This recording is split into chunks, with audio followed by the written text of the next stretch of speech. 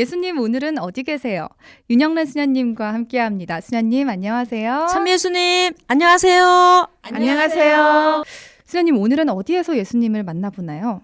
네, 오늘은 예수님께서 갈릴리아 지역을 살짝 이렇게 벗어나서 다른 곳에 가 계십니다. 그곳에서 예수님께서는 제자들에게 질문을 하시죠. 그곳이 어디일까요? 바로 그곳이 카이사리아 필리피입니다.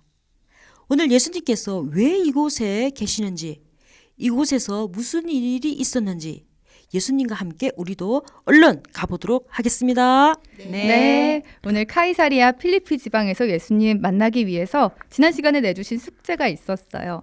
마르코복음 8장 27절에서부터 30절, 마테오복음 16장 13절에서부터 20절, 루카복음 9장 18절에서부터 21절까지 읽으면서 이 시간 기다렸고요. 청취자분들도 혹시 성경을 곁에 두고 함께 하실 수 있다면 그러시면 더욱더 좋을 것 같아요. 수녀님, 카이사리아 필리피는 어떤 곳인가요? 제가 이곳에 가서 처음 느꼈던 것은 뭔가 하면 우상이 진짜 엄청난 우상들이 있었겠구나 하는 생각을 했습니다. 왜냐하면 그게 많은 신전들의 그 흔적들이 있었어요. 그래서 이 카이사리아 필리피는 과연 어떤 곳일까? 카이사리아 필리피는 우리 갈릴리아 호수 많이 들었죠, 그렇죠? 네. 이 갈릴리아 호수 북쪽에 보면 헤르본 산 있어요, 그렇죠? 네. 그 산 기슭 남쪽에 있습니다. 이 인근에는 아주 깨끗한 물이 계속 이렇게 흐르는데 지하수에서 솟는 그 물이죠. 왜냐하면 지진이 일어났었대요. 그래서 지진이 일어나면서 그 동굴 안에 지하수가 있었는데 그게 어떻게 됐을까요? 확 터져서 지금 이렇게 물이 흐르고 있다 이렇게 얘기를 하고 있죠. 바로 그것이 요르단강의 수원이라고 하죠. 그러면서 또 하나는 뭔가 하면 바니아스라고 하고 있습니다. 혹시 들어보셨나요? 바니아스? 네. 그렇죠. 여기서 시작된 그 요르단강은 갈릴리아 호수를 지나서 어디로 들어갈까요? 그렇죠. 사해로 들어가고 있습니다.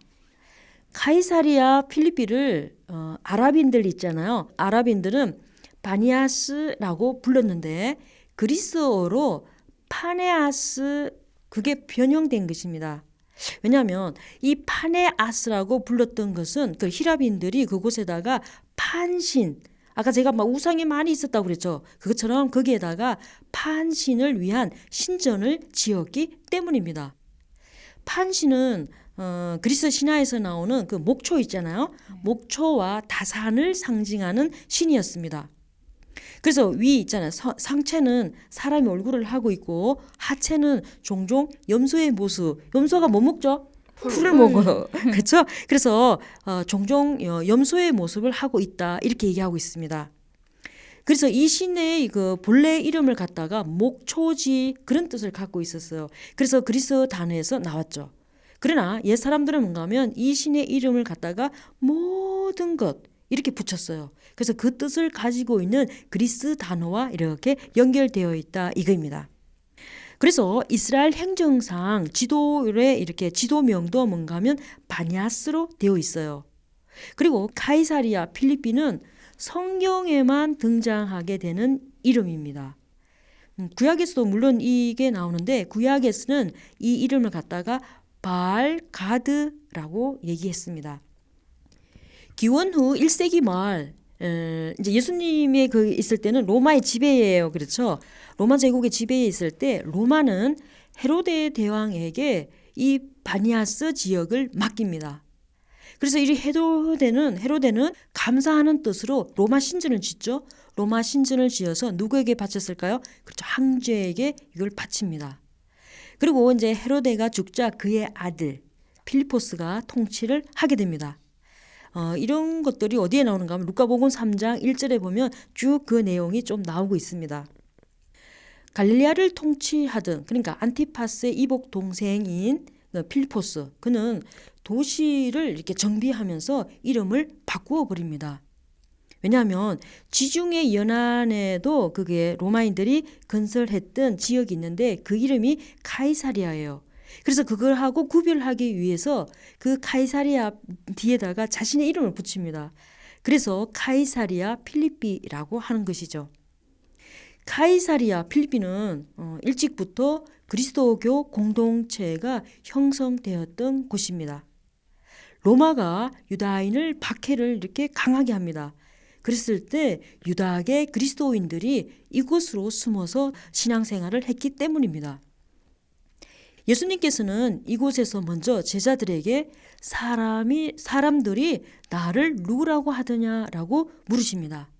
이것은 사람들의 반응을 알아보기 위해서가 아니라 군중들의 생각과 그리고 제자들의 생각이 어떻게 다른지를 깨닫게 하기 위해서이죠. 제자들은 예수님께 사람들의 생각을 이렇게 얘기해 줍니다. 그러면서 사람들이 예수님을 세례자 요한이라고 합니다. 라고 얘기하죠. 그리고 또는 엘리야와 같은 예언자 가운데 한 분이다 라고 대답을 합니다. 사실 세례자 요한이나 엘리야는 메시아가 아니죠. 메시아가 아니라 그 길을 준비하는 인물인데 사람들은 예수님을 그와 동일한 수준의 예언자로 이해했던 것입니다. 예수님께서 이제 다시 제자들에게 묻습니다. 그러면 너희는 나를 누구라고 생각하느냐? 이렇게 묻습니다. 그 가운데 제자들의 대표가 누구일까요? 그렇죠. 베드로입니다. 베드로가 쫙 나서서 이제 얘기를 하죠. 그래서 이제 보면 마르코복음 6장 29절에서는 스승님은 그리스도이십니다 라고 대답합니다. 루카복음 9장 20절에서는 하느님의 그리스도이십니다 하고 대답하죠. 마테오복음 16장 16절에서는 스승님은 살아계신 하느님의 아드님 그리스도이십니다 라고 대답합니다. 마테오복음에서는 예수님께서 그 대답을 듣고 나서 베드로에게 하시는 말씀이 있어요. 그게 바로 시몬 바로 요나 너는 행복하다. 살과 피가 아니라 하늘에 계신 아버지께서 그것을 너에게 알려주셨기 때문이다. 너는 베드로다. 내가 이 반석 위에 내 교회를 세울 터인즉 저승의 세력도 그것을 이기지 못할 것이다. 또 나는 너에게 하늘나라의 열쇠를 주겠다. 그러니 내가 무엇이든 땅에서 매면 하늘에도 매일 것이고 내가 무엇이든지 땅에서 풀면 하늘에서도 풀릴 것이다 라고 말씀하십니다. 그러면서 우리는 예수님께서 베드로에게 적용했던 이 세 가지 상징을 조금 알아보도록 하겠습니다. 첫 번째는 베드로라는 이름입니다. 우리 모두에게도 어떻게 해요? 하나님으로부터 받은 이름이 있어요. 그렇죠? 네. 그것처럼 이 베드로도 이름을 받습니다. 그러면서 그 이름에는 뭐가 있어요? 뜻이 다 있어요. 그렇죠? 뜻이 다 있는데 저는 이제 일마이잖아요. 그렇죠? 일마의 뜻은 뭔가 하면 하나님의 힘을 힘입어서 발산하는 빛. 이게 바로 일마입니다. 그것처럼 이 베드로라는 이것도 이름의 뜻이 있는데 바로 뭔가 하면 페트라, 다른 말로 반석이라고 합니다. 그래서 이 페트라, 반석 이 자체는 뭔가 하면 굉장히 안정스럽다. 그리고 확실성을 상징하고 있는 것 중에 하나가 바로 이 페트라이죠. 베드로 사도는 그 바위 위에 인류 역사상 처음으로 거룩한 그리스도의 공동체를 세웠습니다. 우리도 예수님을 그리스도라고 지금 고백하고 신앙생활을 하고 있어요. 그죠? 네. 따라서 나 자신이 머무는 자리, 내가 속해 있는 가족, 또 내가 머물고 있는 그 공동체가 거룩한 그리스도인들의 공동체가 될 수 있도록 많은 노력을 해야 하겠습니다. 그것도 아주 튼튼한 그 누구도 방해할 수 없고 무너뜨릴 수 없는 거룩한 공동체. 그러기 위해서는 나 자신이 예수님으로 무장해서 아주 튼튼한 방석이 되어 있어야 합니다. 깨어지지 않는 굳건한 바위, 반석. 그게 바로 뭔가 하면 새로운 페트라입니다. 그래서 우리는 새로운 페트라로서 하나님이 원하시는 그 거룩한 그리스도의 공동체의 한 일원으로서 태어나야 하겠습니다. 하실 수 있겠어요? 네. 훌륭하십니다. 자, 두 번째는 열쇠입니다. 그렇죠? 그래서 베드로에게 나는 너에게 하늘나라의 열쇠를 주겠다 이렇게 말씀하셨던 그 열쇠이죠. 이 열쇠는 사법적 그런 권위를 함께 가지고 있으면서 가르침을 상징합니다. 그럼 우리는 무엇을 가르쳐야 할까요? 하느님. 아, 좋아요. 우리는 세상에 살아가는 그런 것을 가르치는 게 아니라 우리가 고백하고 믿고 따르는 그 하나님, 그 예수님에 관하여 우리는 가르쳐야 합니다. 그럼 우리가 믿고 있는 그 하나님은 누구인가?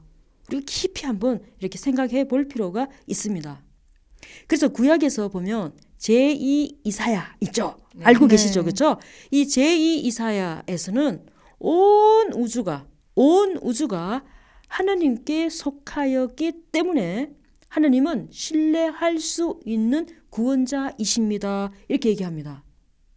그리고 하나님은 창조주이시기 때문에 유일하신 하나님이다. 이렇게 하면서 다른 신을 섬길 수 없다. 이걸 얘기합니다.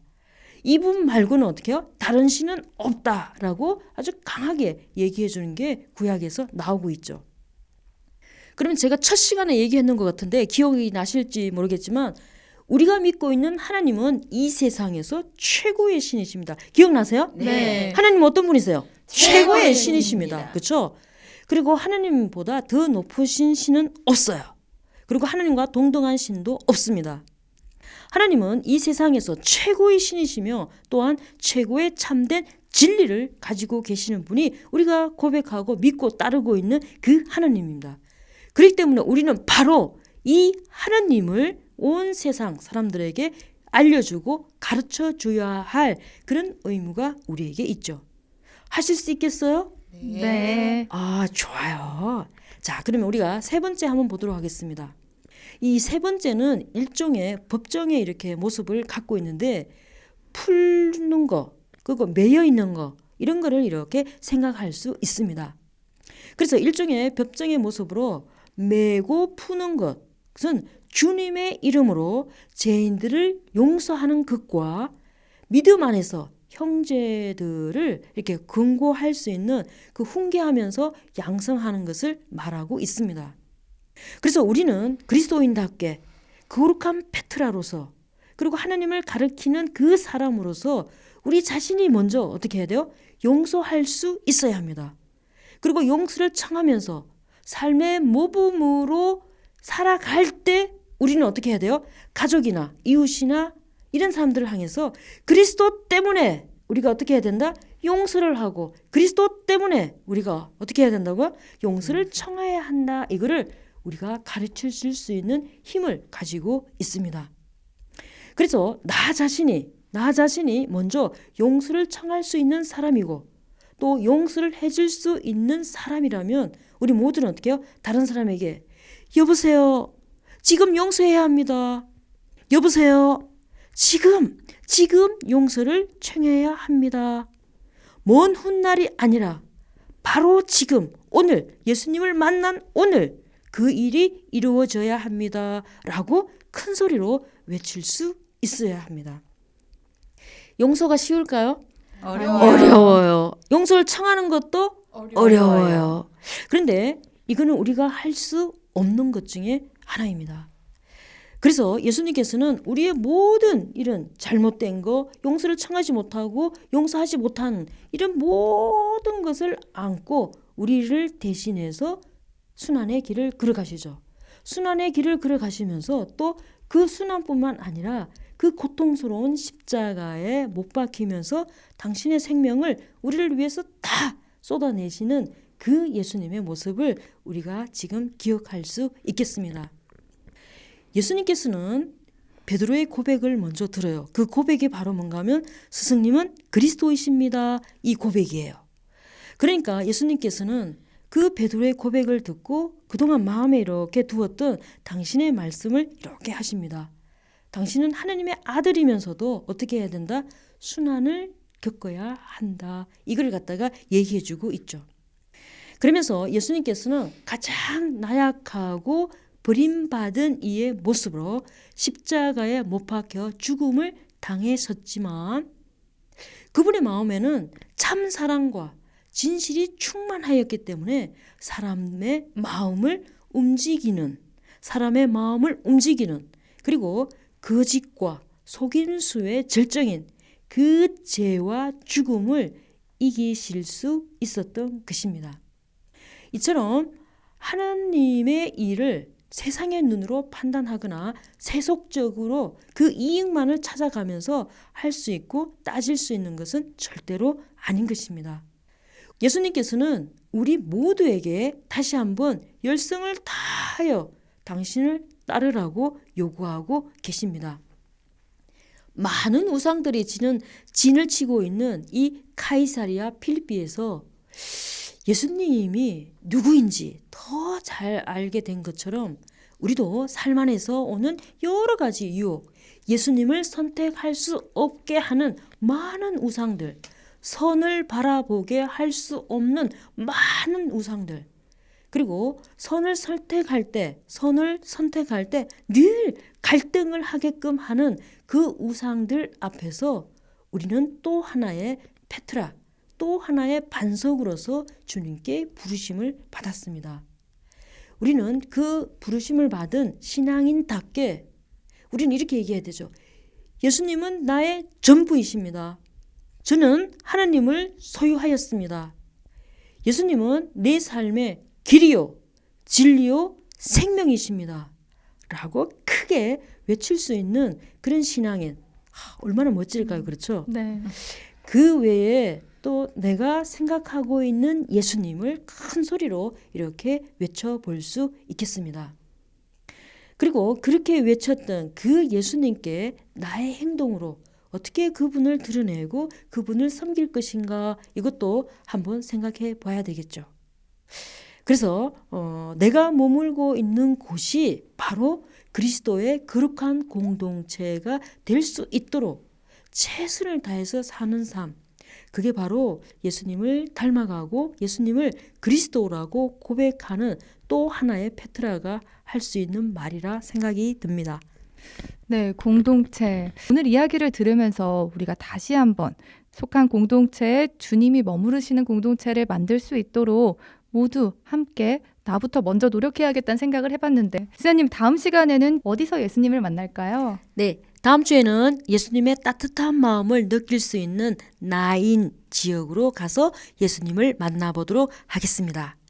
다음 주를 기다리며 루카복음 7장 11절에서 17절을 꼭 읽어주세요. 네. 루카복음 7장 11절에서부터 17절까지 꼭 읽으면서 저희는 다음 시간에 만날게요. 감사합니다. 감사합니다. 다음 주에 뵙겠습니다.